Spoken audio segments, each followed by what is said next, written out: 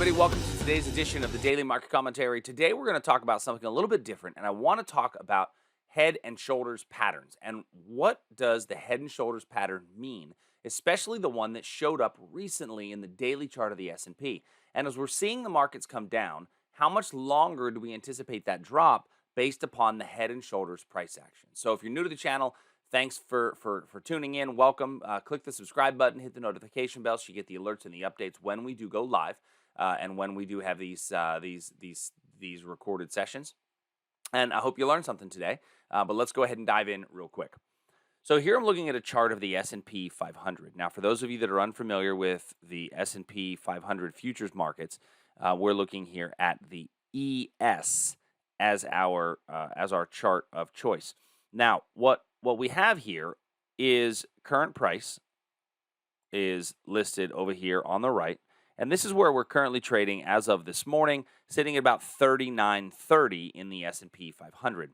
Now, in looking at this, the price pattern that I'm most concerned with would be this picture of a head and shoulders. Now, this isn't a super clear head and shoulders because the first shoulder is not ideally formed. It's not the most ideal version of a head and shoulders pattern, but this is indeed what we look for when we look at the head and shoulders pattern. And essentially what we're seeing is a move up and a rest, followed by a higher move up and then a rest. And then, but the difference is that rest is oftentimes going to come down as low as the prior low.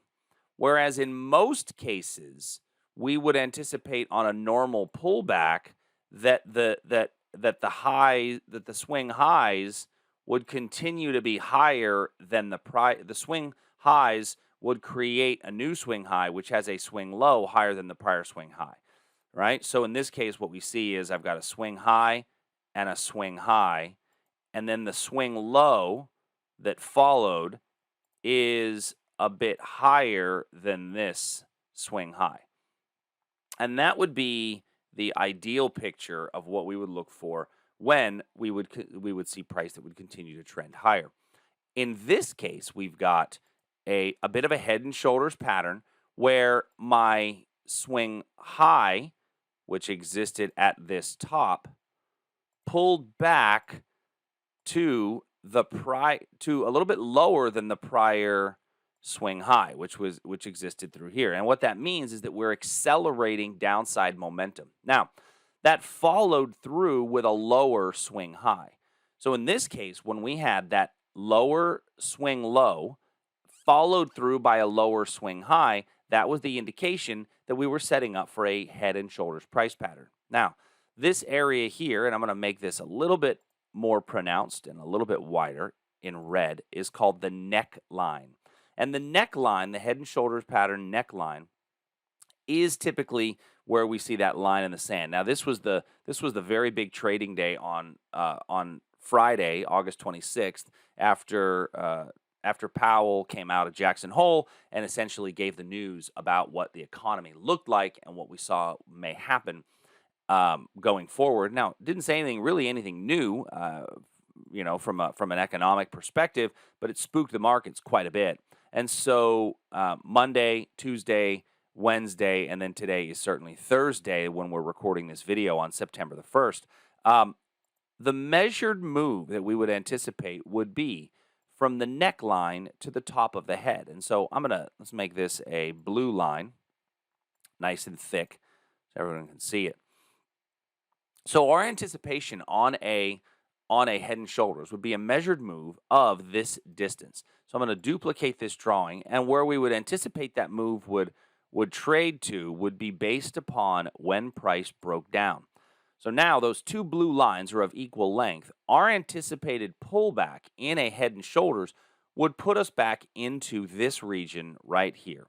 And that region right there is essentially going to be a little bit of sideways price action before the origin of a decent move up. And that would be really the next best turning point where we would anticipate some bullish market price action. If there is any hope left in this market being strongly bullish, this would be the area where we would anticipate price to move. Now, based upon pure technical analysis, this makes for a very, very strong and potential turning point in the ES. Now, for those of you that don't trade the futures markets, let's look at the same picture in the SPY position. Now, I've got a couple of notes already put into this SPY position because we are coming to, on that head and shoulders pattern, two potential areas based upon our neckline. So here's our neckline, and here would be our measured move. Now, looking at this particular area, make sure I get this right to the exact area. That measured move on the neckline would actually put us at the very bottom of this little drop base, very strong rally. So what I'm looking for in this area, for those of you that are interested, is overall, since our weekly chart gave us a slightly higher high, I'm still interested in a potential long opportunity down here, but only if I see some strength on the daily time period.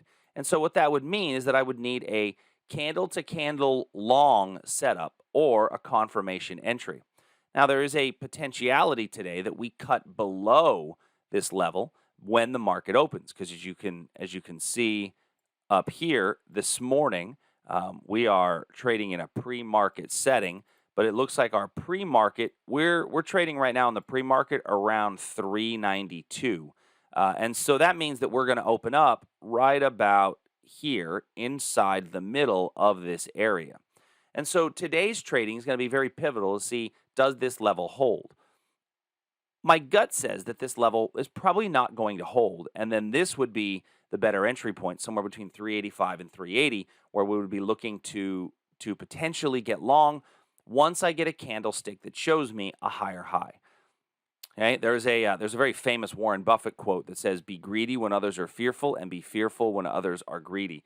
And as we see more and more fear build up in the market, this could turn into a pretty good long opportunity, because ultimately, if our pullback creates a higher swing low on the weekly chart, if our pullback creates a higher swing low on the weekly chart, and then that eventually leads to a higher swing high, our anticipation would be for much stronger movement.